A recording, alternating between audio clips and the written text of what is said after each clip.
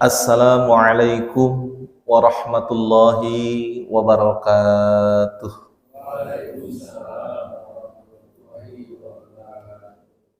Alhamdulillahilladzi an'amana bi ni'matil imani wal islam. Wassalatu wassalam ala sayyidina Muhammadin khairil anam wa ala alihi wa ashabihil kiram. Ashhadu an la ilaha illallahul malikul qudusus salam wa ashhadu anna sayyidana wa habibana Muhammadan abduhu wa rasuluhu sahibus sarafi wal ihtiram. Amma ba'd. Fa ya ibadallah ittaqullaha haqqa tuqatih wa la tamutunna illa wa antum muslimun. Amma ba'd, ibadur rahman, fa inni usikum wa nafsi bitaqwallahil manan. Al-qail fil Qur'anil azim, wa ma arsalnaka illa rahmatan lil alamin.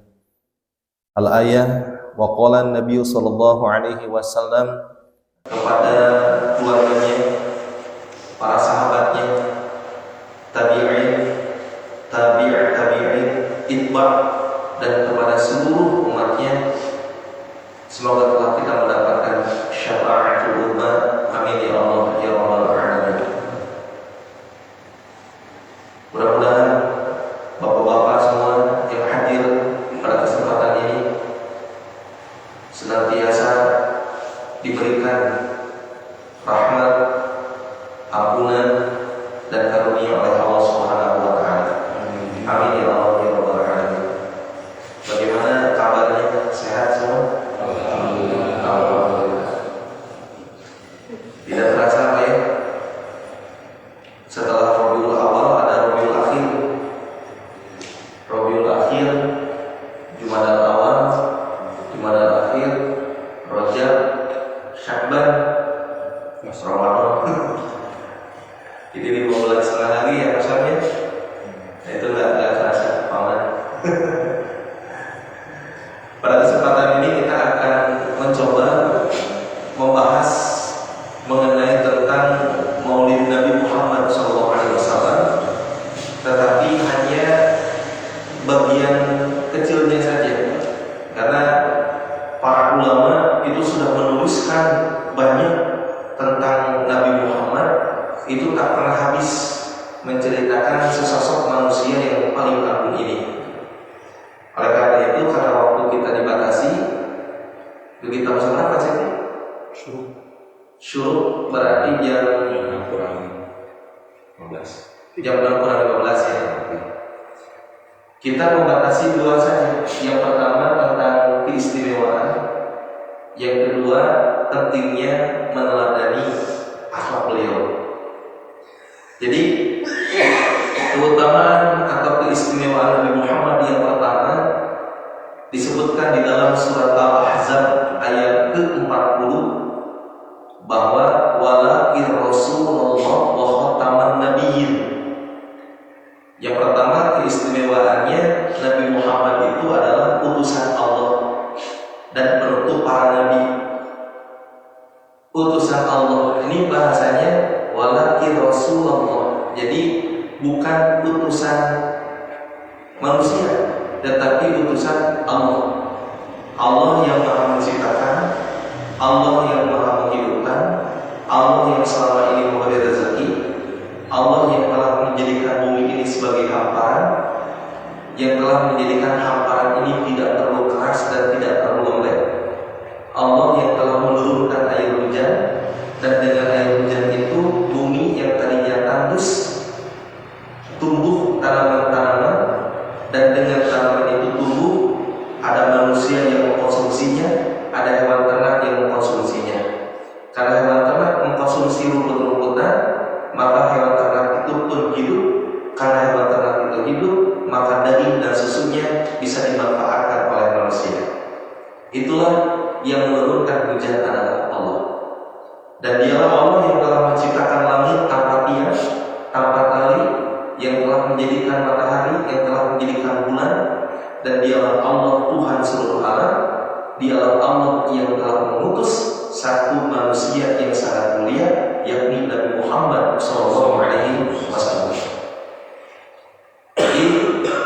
Yang pertama itu. Jadi beliau itu adalah utusan Allah dan beliau itu penutup para nabi. Kalau ada orang di zaman sekarang yang mengaku nabi terakhir, berarti itu kadzab, bohong. Ya. Ada nama nabi, namanya misalkan siapa? Roni. Ya aku Nabi Roni kan gitu. Kan ada unik gitu. Saya kan Nabi Asep. Tapi lama bisa Asep pas saya gitu. Nabi Sarah, Nabi Cepi kan, kalau Ustaz Cepi mas saya kan gitu, Ang Cepi gitu. Tapi lama yang aku Nabi ya PRT misalkan namanya Kailani. Tapi ada Kailani ada ini ada kitabnya, ya Sorong Kailani. Nah jadi tidak ada yang bisa ngaku-ngaku bahwa setelah Nabi Muhammad itu ada nabi. Jangankan setelah Nabi Muhammad, tidak ada nabi yang sejaman dengan Nabi Muhammad. Tidak ada. Bahkan jarak Nabi Muhammad kepada Nabi Isa, dari Nabi Isa ke jarak Nabi Muhammad itu lamanya 600 tahun. Kalau nabi-nabi yang lain itu bisa jadi ada yang sejaman. Nabi Ibrahim sejaman dengan Nabi Lut alaihissalam. Bahkan Nabi Ibrahim pun sejaman dengan putranya yang menjadi nabi. Ada Nabi Ismail, ada Nabi Ishaq. Itu juga satu zaman. Belum lagi Nabi Ishaq sejaman dengan anaknya Nabi Yakub. Belum lagi Nabi Yakub sejaman dengan anaknya Nabi Yusuf alaihissalam. Itu ada masing-masing satu zaman. Tapi keutamaan atau keistimewaan Nabi ketika beliau diutus menjadi utusan Allah, tidak ada Nabi yang sezaman dengan beliau. Artinya beliau itu masuk kepada keistimewaan yang kedua yang disebutkan di dalam surat Al-Anbiya ayat 107. Allah Subhanahu wa taala menyatakan, "Wa ma arsalnaka illa rahmatan lil alamin." Dan tidaklah kami mengutus engkau Muhammad melainkan untuk menjadi rahmat bagi semesta. Kalau nabi-nabi yang lain diutus oleh Allah hanya untuk wilayah teritorialnya masing-masing. Jadi kalau Nabi Lut diutus untuk umatnya yang ini, Nabi Ibrahim diutus untuk umatnya yang ini. Dan ketika mereka meninggal, selesai, ya, dalam artian diteruskan lagi oleh siapa? Nabi-nabi yang lainnya juga. Tapi kalau Nabi Muhammad SAW beliau sudah wafat, tetapi karena sebagai rahmat, ajarannya, perilakunya, perkataannya, apa yang dibawanya itu berlaku sampai saat ini.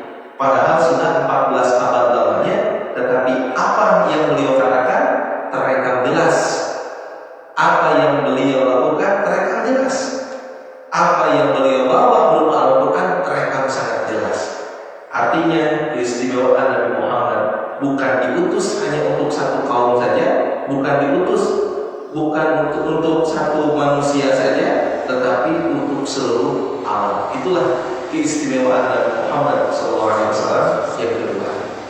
Jadi sebagai rahmat. Bagaimana tidak menjadi rahmat? Kita sebagai orang yang mengaku muslim bisa menetapkan tujuan hidup kita karena ada informasi yang disampaikan dari lisan beliau. Bagaimana kehidupan setelah kematian? Kita baca sirahnya, kita baca perjalanannya, kita baca apa yang disampaikannya mengenai tentang kehidupannya yang akan datang setelah kita mati. Maka di sana pun terbentuk perilaku kita untuk menjadi manusia yang visioner. Nah itulah menjadi rahmat untuk semesta alam. Bukan hanya untuk manusia, tetapi untuk bangsa jin juga, untuk makhluk-makhluk Allah yang lain juga. Nah yang ketiga, lagi-lagi Allah memuji Nabi Muhammad. Lagi-lagi Allah menetapkan Nabi Muhammad bukan hanya sebagai utusan Allah dan Nabi terakhir, bukan hanya sebagai pembawa rahmat, tetapi Allah pun menjadikan Nabi Muhammad wa innaka la'ala khuluqin 'azim. Di dalam surat Al-Qalam ayat keempat, bahwa sesungguhnya engkau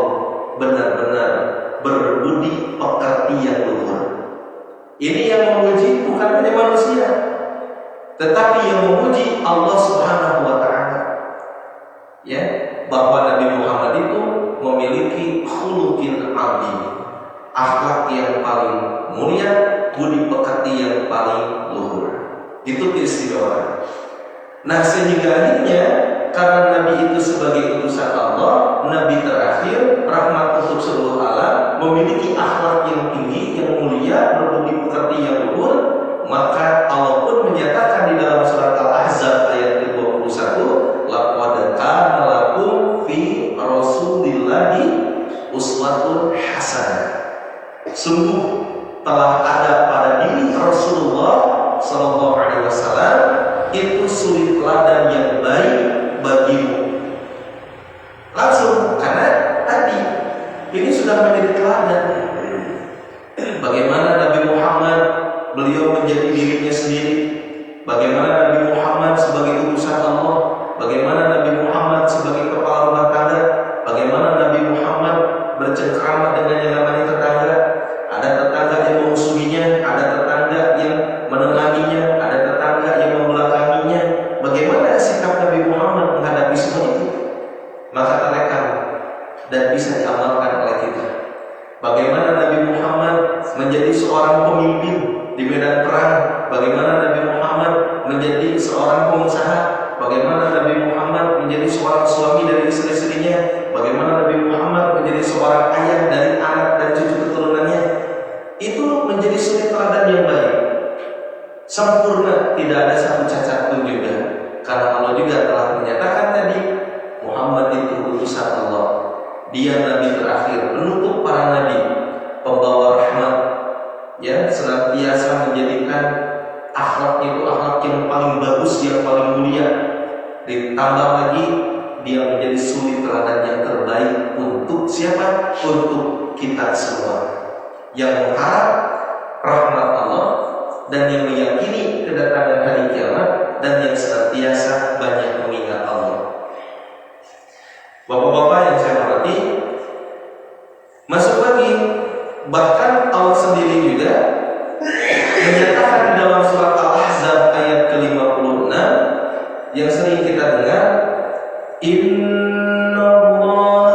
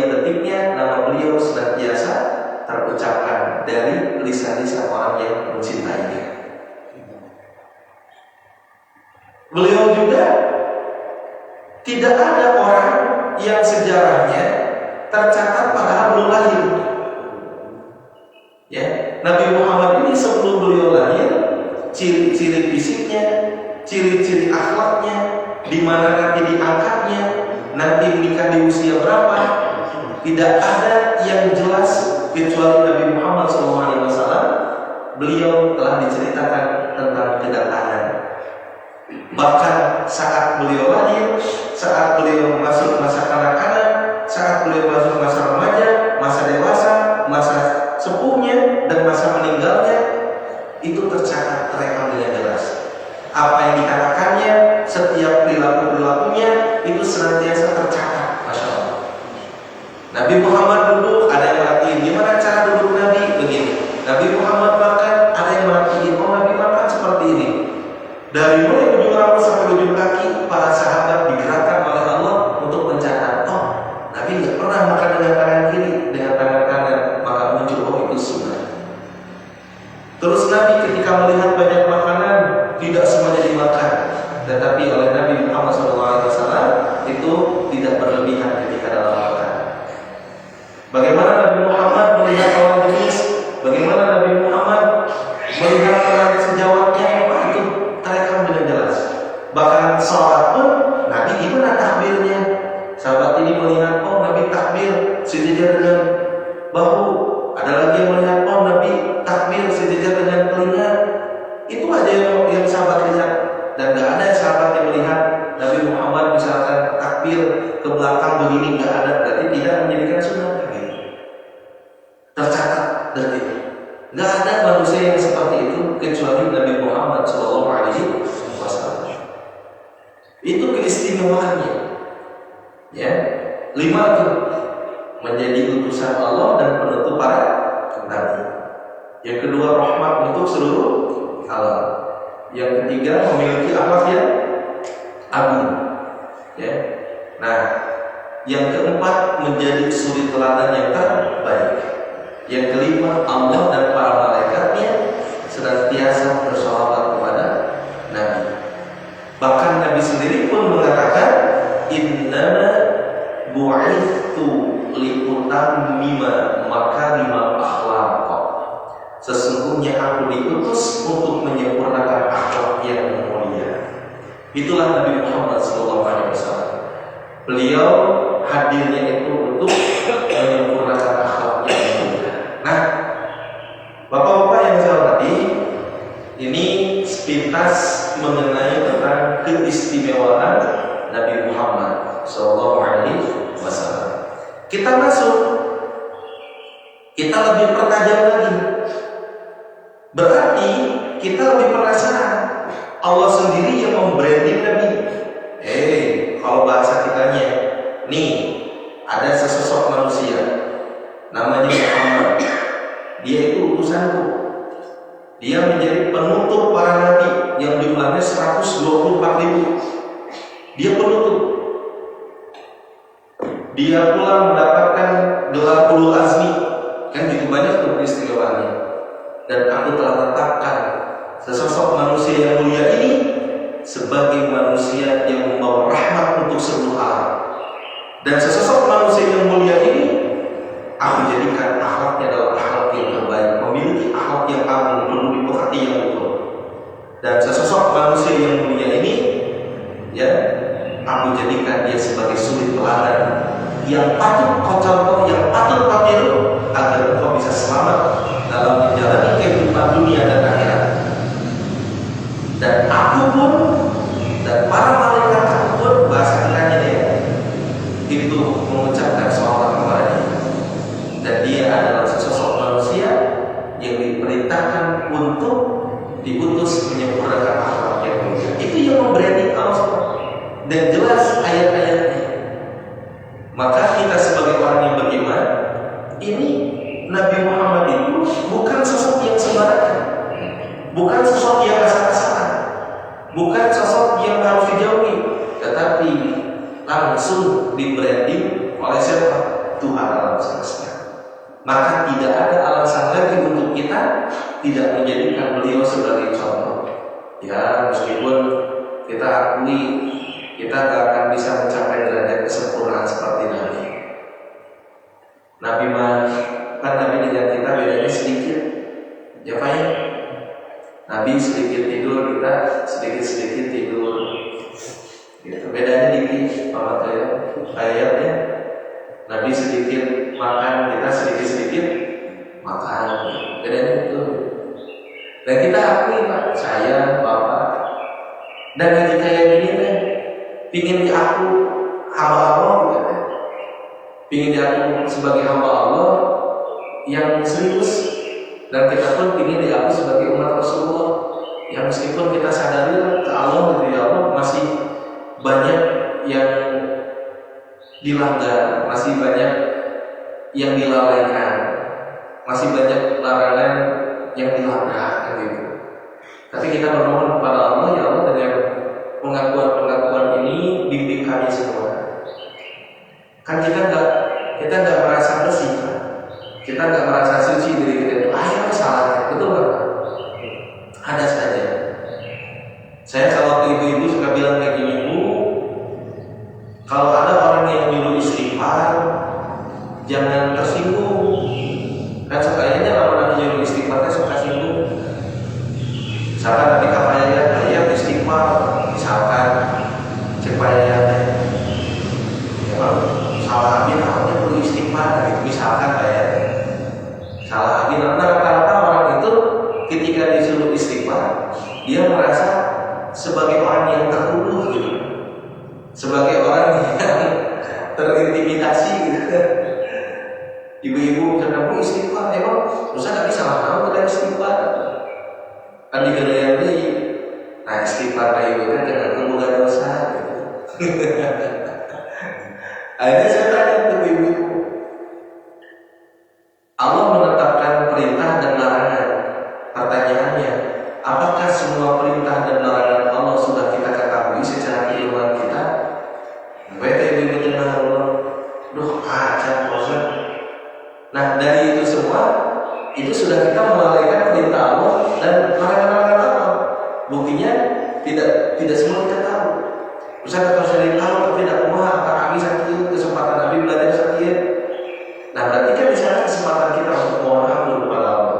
Astagfirullah. Terus lagi, dari semua larangan dan perintah yang Allah tetapkan, yang kita ketahui, sudah seberapa maksimal kita mengerjakannya. Nah, di sana pun kita menyadari belum maksimal. Terkadang sholat pun banyak kepikiran macam-macam. Kepikiran gaji karyawan, ya, kepikiran untuk makan sendiri, kepikiran bayar anak, kepikiran anak yang sulit diarahkan, kepikiran istri yang selalu sibuk dan lain sebagainya. Banyak kepikiran konflik dengan tetangga, kepikiran konflik dengan orang tua, itu sudah ada yang masuk itu. Nah, di sana pun kita menyadari, ya Allah, ya kan, banyak perintah yang belum kami ketahui, banyak larangan yang belum kami ketahui. Kalaupun kami mengetahui itu perintah dan larangan, kami akui belum maksimal kami mengerjakan perintah itu. Maafkanlah kami, ampunilah kami. Dan kita menceritakan akhlak Nabi, tentang maulid Nabi, adanya momentum maulid Nabi ini di setiap masjid atau di setiap RW itu semata-mata ingin menumbuhkan rasa cinta, rasa rindu, rasa kagum kepada sesosok manusia yang memiliki keistimewaan tadi yang disebutkan. Masih banyak sebetulnya keistimewaannya, masih banyak. Itu saja sudah luar biasa. Mudah-mudahan tumbuh rasa cinta, rasa kagum, rasa kangen, terpesona kita kepada akhlak beliau, sehingga akhirnya kita mencoba ingin menjadikan beliau sebagai suri teladan yang terbaik untuk kehidupan kita. Oleh karena itu, apa saja akhlak-akhlak Nabi yang ditampilkan, yang pernah ditampilkan, yang bisa menjadi inspirasi untuk kita semua? Yang pertama, Nabi itu memiliki sifat siddiq, artinya jujur. Nah, ini Nabi Muhammad sebelum diangkat menjadi Rasul, beliau itu mendapatkan gelar Al-Amin, artinya dapat dipercaya. Suatu ketika bangunan Ka'bah hancur karena diterjang banjir yang sangat besar. Jadi pernah terjadi Ka'bah itu hancur ketika zaman Nabi Muhammad SAW, itu hancur juga itu. Setelah hancur, nanti pas periode Nabi Ibrahim AS diperintahkan untuk membangun kembali. Jadi Ka'bah itu dibangun dibangun kembali oleh Nabi Ibrahim. Sebelum Nabi Ibrahim sudah ada, tetapi karena dulu ada banjir yang sangat besar, ya, Ka'bah itu hancur, Nabi Ibrahim diutus. Terus ketika usia Nabi Ibrahim usia 120 tahunan, itu ada Nabi Ismail yang usia 13 tahunan, itu baru dibangun kembali Ka'bah. Nah yang kedua pernah terjadi hancur itu ketika di zaman Nabi Muhammad ketika usia 30 tahun. Nah suatu ketika hancur dan dibangun lagi itu oleh setiap kabilah yang ada di Arab itu, dibangun kembali Ka'bahnya itu. Nah setelah selesai membangun akan terjadi konflik ini karena satu kabilah dengan kabilah yang lain memiliki pandangan bahwa Hajar Aswad itu adalah batu yang mulia dan yang harus memindahkannya itu tidak setiap orang. Jadi satu dengan yang lain ingin diakui bahwa yang harus memindahkan itu ya kabilah saya. Itu kabilah saya istilahnya perebut lah gitu. Perebut untuk memindahkan apa? Memindahkan batu. Nah akhirnya ada di antara mereka yang sudah dianggap sesepuh lah, dianggap sesepuh ya, menyatakan begini, yang akan memindahkan Hajar Aswad adalah orang yang pertama kali masuk ke Masjidil Haram. Nah besoknya tiba tuh, ternyata orang yang pertama kali masuk Masjidil Haram adalah Kanjeng Nabi. Dan ketika melihat Kanjeng Nabi, orang yang pertama kali masuk Masjidil Haram, yang Nabi akan memberikan keputusan siapa yang akan memindahkan Hajar Aswad, mereka langsung terperangah bunga gitu. Udah, kalau urusan diserahkan kepada Muhammad, pasti dia akan memberikan keadilan di dalamnya. Karena dia adalah seorang yang siddiq, al-amin, dia orang yang jujur dan dapat dipercaya dan tidak senantiasa bersebelah dalam memutuskan perkara.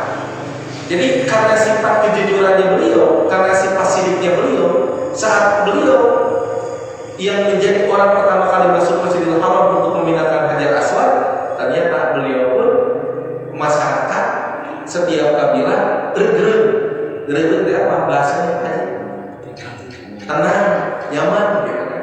Dan akhirnya apa yang terjadi? Subhanallah. Yang pada waktu itu tidak ada yang bisa kepikiran hal itu. Nabi Muhammad SAW beliau menghamparkan sorbannya, lalu dengan sorban itu dihamparkan, diangkatlah batu itu di tengahnya. Lalu Nabi Muhammad meminta kepada setiap kabilah perwakilannya untuk membawa Hajar Aswad dengan cara memegang setiap sudut dari sorban yang beliau hamparkan itu. Dan akhirnya dibawalah setiap kabilah itu membawa Hajar Aswad dengan memegang sorban Nabi. Lalu setelah itu diletakkan di pinggir Ka'bah yang sudut itu, baru Nabi Muhammad kembali yang meletakkan batu itu. Yang tadinya mau terjadi adu jotos, yang tadinya mau atau perang atau pertumpahan darah, tetapi karena kepintaran Nabi, ya, dipercayanya Nabi, ternyata Nabi memberikan solusi yang terbaik yang pada waktu itu tidak terpikirkan oleh siapapun. Masya Allah. Inilah Nabi memiliki sifat sidik jujur. Orang lain hingga dipercaya ketika segala perkara diputuskan kepada beliau. Nah ini pelajarannya banyak sekali. Kita pun kan kalau di dalam pekerjaan, misalkan Pak Cepi tugas di salah satu kantor dan Pak Cepi spesialisnya ini, pasti si pimpinannya itu lagi ke Pak Cepi gitu. Percaya karena jujur. Tapi kalau Pak Cepi memiliki spesialis ini, tapi lalai tidak jujur, orang lain itu akan bilang boleh Pak Cepi memang harus gambarnya dikit kan gitu. Jadi misalkan ya Pak Cepi, ini misalkan. Nah, tapi kalau misalkan tadi sebaliknya, Pak Cepi jujur dan sebagainya, saya tadi wakilan itu Pak Cepi harus, jangan Pak Cepi ada gitu. Seperti bapak-bapak ketika jalan-jalan dengan anak-anak, dengan istrinya, Pak bapak biasa nyupir, baru datang bisa tibra gini, tibra tidur gitu. Anak-anak bapaknya tak tibra. Tapi ketika bapak lelah, terus digantian supirnya ibu nanti karena belajar mobil gitu kan. Nah kira-kira bapak yang baru datang bapak bakal betah akan api gitu. Dah soal atau itu aja. mesti kata beratnya dan lain sebagainya. Tapi kalau kenapa anak-anak ketika bapak yang menyupir, istri bisa ngerek, anak bisa ngerek, karena mereka percaya si bapak enaknya nyupirnya kan gitu. Tapi tiba diganti oleh istri bapak yang baru belajar nyetir, wah pada sholat itu. Boro-boro yang tidur, ayam molot tapi ngapain gitu. Nah ini dalam hal yang kecil saja kita ada sholat kalau memberikan keputusan kepada orang yang tidak tepat. Gitu. Yang kedua,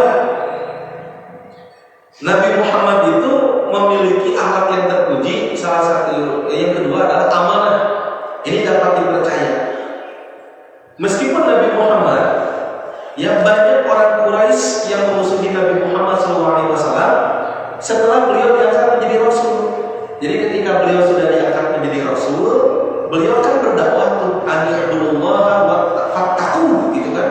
Sembahlah Allah dan takutlah kepada Allah. Wa'ti'un dan taatlah kepada Allah dan Rasulnya. Otomatis yang tadinya manusia simpatik itu menjadi memusuhi. Kenapa? Mereka paham ketika Nabi Muhammad menyuruh menyembah Allah, tidak menyebutkannya, itu berarti Nabi Muhammad telah mengatakan Tuhan-Tuhan yang selama ini disembah oleh kaum kafir Quraisy itu adalah fiktif dan mereka melakukan penyembahan yang keliru. Otomatis para tokoh menggembor kepada masyarakatnya, ya Muhammad jelema macam-macam, karena dia telah mengusik kepercayaan, keyakinan yang telah selama ini dibawa oleh kita dan nenek moyang kita sebelum kita. Akhirnya Nabi Muhammad dakwah di Mekah itu banyak dimusuhi. Tapi uniknya, meskipun Nabi Muhammad itu dimusuhi, tetapi banyak orang kafir Quraisy yang masih percaya menitipkan barang berharganya kepada Nabi. Subhanallah. Dan ketika Nabi Muhammad hijrah, nih amanahnya Nabi. Ketika Nabi Muhammad hijrah, kan hijrahnya itu di usia 53 tahun nih. Di usia 53 tahun. Karena kan berdakwah di Mekah 13 tahun. Itu hijrah ke Madinah, tinggal di Madinah itu 10 tahun. Nah, ketika Nabi hijrah, masih banyak barang titipan kaum kafir Quraisy kepada Nabi Muhammad. Tetapi Nabi Muhammad karena amanah, ya orang ini dapat dipercaya, mengutus Sayyidina Ali, kamu tetap tinggal di Madinah. Satu tugasnya. Kedua, salurkan kembali barang-barang berharga ini yang telah dititipkan mereka kepada saya. Jadi nggak digondol sama Nabi Muhammad, malah Nabi Muhammad mengutus Sayyidina Ali untuk standby di Mekah untuk menyalurkan kembali titipan-titipan barang yang berharga agar sampai kembali kepada tangan pemiliknya. Allah. Coba kalau sekiranya pun Nabi Muhammad ada orang yang pindah, kan Mekah dengan Madinah itu jaraknya jauh banget kan, ratusan kilometer dengan berjalan kaki. Siapa sih yang mau kiasin? Nabi Muhammad tidak memiliki pikiran yang pendek seperti itu. Karena dapat dipercaya, akhirnya Nabi pun memerintahkan kepada Sayyidina Ali standby di Mekah untuk menyalurkan barang-barang berharga yang dititipkan, yang dipercayakan mereka kepada Nabi Muhammad. Nah itu subhanallah, sampai beres. Ini amanahnya Nabi gitu. Dan ini pun bisa kita contoh dalam pekerjaan, dalam keprofesionalan kita. Kalau ada barang-barang lain yang bukan milik kita, maka silakan kembali. Dan kita harus melepas rasa kepemilikan kita yang sebetulnya bukan milik kita. Nah ini subhanallah. Ini akhlak yang paling agung. Tadi sebelumnya saya membranding yang disampaikan oleh Allah. Ternyata manusia yang kita ceritakan ini adalah manusia yang betul-betul patut menjadi inspirasi dalam menjalani kehidupan kita agar selamat. Yang ketiga, Nabi Muhammad itu memiliki sifat makonah, cerdas dulu itu, sangat cerdas. Jadi Nabi Muhammad SAW itu menunjukkan kecerdasannya tidak hanya dalam menyampaikan wahyu, tetapi beliau pun cerdas dalam segala aspek. Salah satunya itu cerdas bagaimana cara mempersatukan umat yang berbeda keyakinan agar tetap rukun meskipun mereka sebelumnya itu perang gitu kan. Ini strateginya.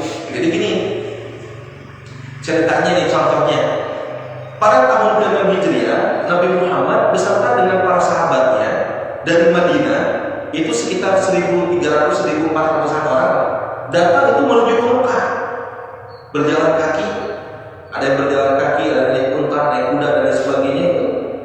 Berjalan hampir 1.400 orang itu. Dan ketika sudah mendekati Mekah, kaum kafir Quraisy ya intelijennya bilang Muhammad membawa pasukan. Akhirnya sampailah Abu Sufyan periksa. Namun akhirnya disebutkan apa sih? Kalau pemeriksaan gitu kan? Sweeping.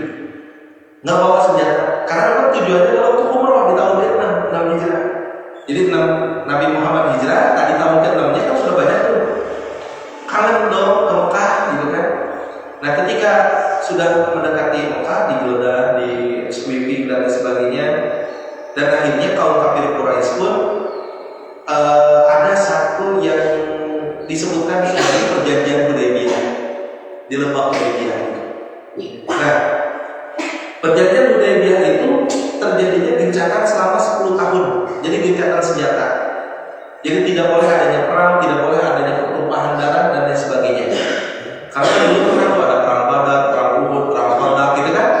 Nah, ketika tahun 6 Hijriah, ketika Nabi umroh itu 10 tahun akan melakukan gencatan senjata. Akhirnya tidak ada lagi peperangan selama 10 tahun. Tetapi ini yang menjadi isi perjanjian itu berat sebelah. Gimana maksud berat sebelah itu? Dikatakan begini, Muhammad, jika ada orang kafir Quraisy yang dia datang dari Mekah ke Madinah, maka dia bisa pulang kapanpun dia mau. Tapi sebaliknya kalau orang Madinah atau orang Muslim yang datang ke Mekah, gitu kan, maka dia tidak bisa pulang sebelum waktu perjanjian itu habis. Sampai berat sebelah kan? Berat sebelah enak sendiri.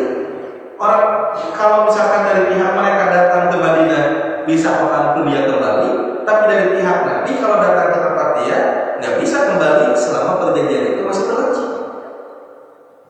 Dan ini sontak yang responnya gitu kan, sontak kafir. Tapi lagi-lagi Nabi Muhammad beliau memiliki pakonan cerdas. Beliau melihat bukan hanya jangka pendek, tetapi jangka panjang. Dengan adanya perjanjian Hudaybiyah ini, maka Islam bisa menang tanpa ada pertumpahan darah. Dan akhirnya Nabi menyetujuinya. Tak setuju. Bahkan Sayyidina Umar, engkau benar, Muhammad seorang utusan Allah. Lalu Abu Bakar As-Siddiq menyatakan sudah. Apapun yang diputuskan kita harus percaya. Dan akhirnya Sayyidina Umar pun menerima apa yang dijadikan perjanjian Hudaybiyah yang disetujui oleh Nabi Muhammad SAW. Dan ternyata hikmahnya apa? Hikmahnya itu banyak orang kafir Quraisy yang di Mekah itu pergi ke Madinah.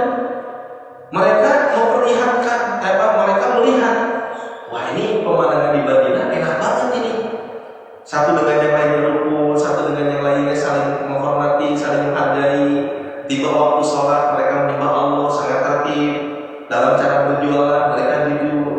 Salah satunya ada tokoh seperti Khalid bin Walid, ya. Terus lagi Amr bin As itu pergi ke Madinah melihat.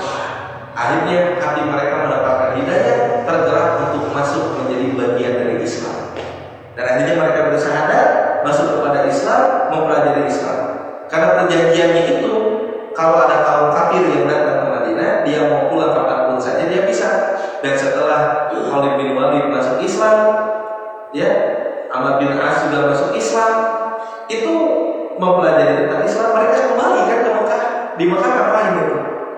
Mereka mensiarkan Islam. Dan orang-orang Madinah yang tak bisa kembali lagi ke Madinah selama 10 tahun, dia pun dakwah dengan damai. Dan banyak orang-orang Mekah yang masuk Islam juga. Jadi orang Mekah ke Madinah masuk Islam, kembali lagi jadi Islam, ngadawahin Islam.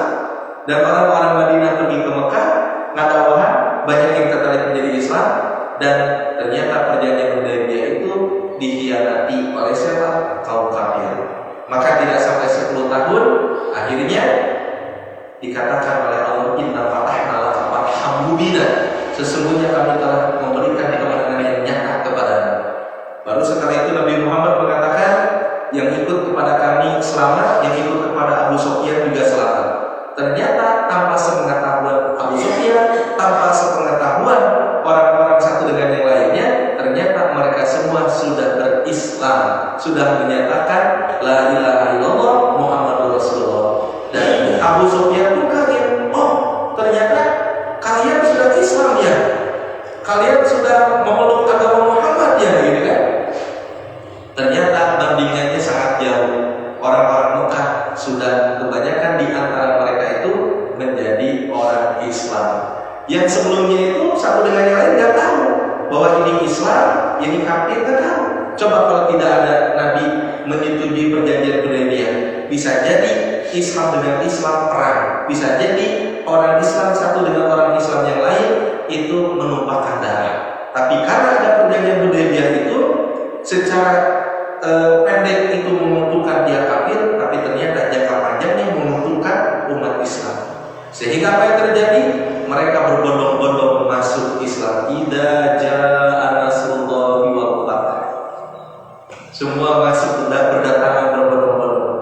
Lalu Abu Sufyan pun kaget dan akhirnya dia pun menyatakan keislaman, dan itu pun karena terdesak. Jadi Abu Sufyan itu asalnya musuh Nabi menjadi bagian dari orang Islam. Abu Sufyan itu karena dia masuk Islam itu karena memang kapaksa.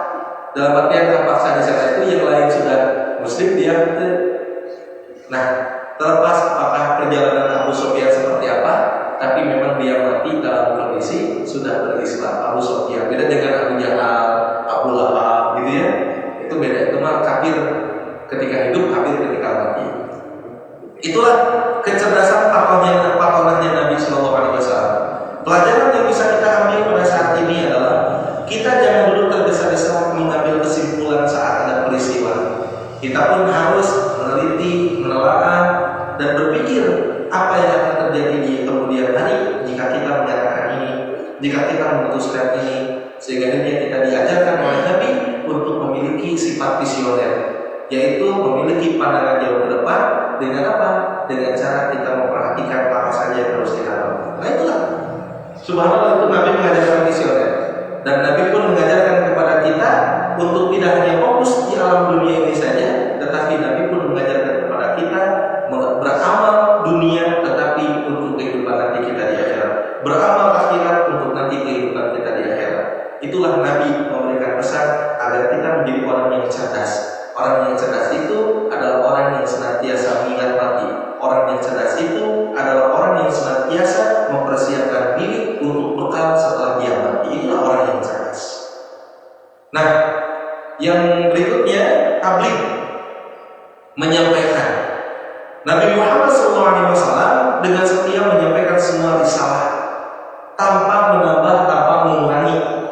Jadi beliau itu tidak pernah memberikan tambahan atau pengurangan dari apa yang telah difirmankan oleh Allah.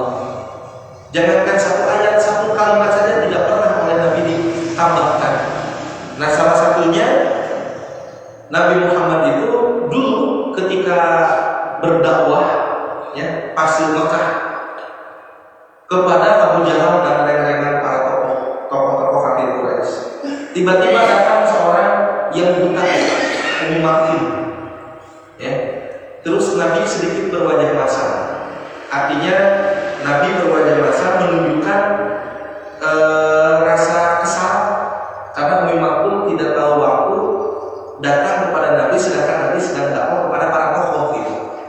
Dan para tokoh itu tidak senang kalau kedatangan orang yang berada kastanya di bawah mereka. Saya sih jawabannya di hadapan, karena ada kesombongan. Akhirnya Nabi berwajah masam. Maka setelah itu Allah menegur Nabi dengan abasa wa tawalla. Tetapi itu bukan menunjukkan aibnya Nabi, bukan menunjukkan kekurangan Nabi, tetapi ini salah satu cara Allah bagaimana Nabi Muhammad sebagai suri teladan menyikapi teguran dari Tuhannya, menyikapi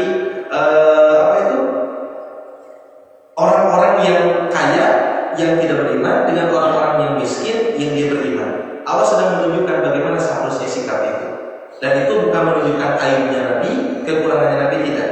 Tetapi Allah sedang menurunkan hikmah kepada Nabi Muhammad dan kepada umatnya agar suatu saat jika ada orang yang datang kepada kita yang dia betul-betul ingin menjadi orang yang baik, sedangkan secara ekonomi dia lemah, secara kehidupan kehidupan sosial di Indonesia, jangan kita picingkan mata kita karena kita menganggapnya malah keuntungan untuk kita.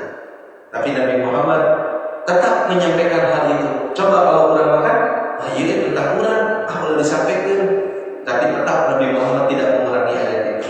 Itulah Nabi Muhammad sebagai orang yang tabligh menyampaikan. Mau pahit, mau manis, Nabi sampaikan. Ada lagi, ini ekstrim banget ini. Nabi itu kan memiliki anak angkat laki-laki. Ketika anak angkat itu sudah tumbuh menjadi dewasa, oleh Nabi dinikahkan. Nah, ketika sudah dinikahkan, ternyata diceraikan oleh anak angkatnya si perempuan itu. Lalu setelah beres masa iddahnya oleh Nabi, mantan istri itu dinikahi oleh Nabi. Coba, ini ujian berat ya? Ujian berat. Lihat, Nabi punya anak angkat. Setelah tiba masa dewasa, anak itu dinikahkan oleh Nabi. Dan anak-anak angkat ini melihat sebetulnya Nabi juga suka sama yang dijadikan istri oleh anak angkatnya itu. Tetapi Nabi tidak mengungkapkannya. Tetapi Allah Maha mengetahui. Akhirnya si laki-laki itu, anak angkat Nabi itu, ya, menceraikan istrinya. Dan setelah statusnya menjadi janda dan sudah melewati masa iddah, dinikahi oleh Nabi. Diperintahkan oleh Allah untuk menikahi mantan istri anak angkatnya. Ini berat ujian ini. Coba kalau sekarang kita hidup di zaman Nabi, terus kita mendengar berita, anak angkatnya kan udah istri, terus cerai, Nabi dikawin, semua. Apakah kita masih yakin dengan keimanan saat ini kita akan tetap percaya kepada Nabi, atau justru kita yang akan membuli Nabi? Tapi oleh Nabi tidak dikurangi. Bahkan kata Nabi, kalau mau ayat ini saya kurangi. Tapi enggak. Dan akhirnya Nabi pun menikahi wanita yang dulu pernah menjadi istri dari anak angkatnya. Pembulian kepada Nabi pun itu terus berlangsung. Dan di sana tersaring mana yang tetap setia percaya kepada Nabi, seperti Sayyidina Abu Bakar dan para sahabat yang mulia yang lainnya. Ada tokoh munafik, yang mana tokoh munafik itu justru yang mengompori, akhirnya ketahuan siapa yang munafik, siapa yang setia sama Nabi. Itu uniknya Pak Allah itu memberikan ujian kepada Nabi. Maka itu bukan aib Nabi, bukan kesalahan Nabi, dan bukan kekurangan Nabi. Ternyata Allah Subhanahu wa Ta'ala mau memberikan hikmah untuk selanjutnya. Apa hikmahnya? Ternyata meskipun itu anak angkat, statusnya tidak berubah menjadi seperti anak kandung atau anak seperti anak kandung, tidak ada. Anak angkat dia boleh mahram. Ketika bapak memiliki anak angkat laki-laki, setelah tumbuh dia menjadi balik istri bapak, tetap tidak boleh membuka auratnya, harus tertutup. Kenapa? Karena statusnya anak angkat. Ini kasusnya ekstrim. Sama Allah, anak angkat menikah istrinya saja kalau diceraikan itu bisa menjadi istri orang tua yang mengangkatnya. Artinya anak angkat itu orang lain, adopsi itu orang lain. Ini maka muncul hukum di sini itu. Anak angkat tidak bisa menerima waris. Bahkan anak angkat yang tidak sesusu ya. Anak angkat itu ternyata kalau dia punya pasangan, kalau diceraikan pasangannya itu bisa menjadi istri dari ayah angkatnya. Itu muncul hukum. Oleh karena itu tetap meskipun statusnya anak angkat, dia tetap orang lain. Yang kalau dia laki-laki, tetap dia harus perempuan atau istri kita harus menutup aurat di hadapan dia. Kalau dia anak perempuan, dia pun harus menutup aurat ketika ada di hadapan kita. Karena statusnya adalah goyang mahram. Nah, inilah. Tapi oleh Nabi terus sampaikan, meskipun Nabi mendapatkan pembulian, cacian, bahkan dihina, dan lain sebagainya.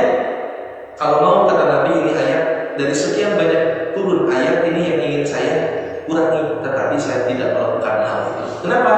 Karena memang Nabi itu orang yang tabi, menyampaikan.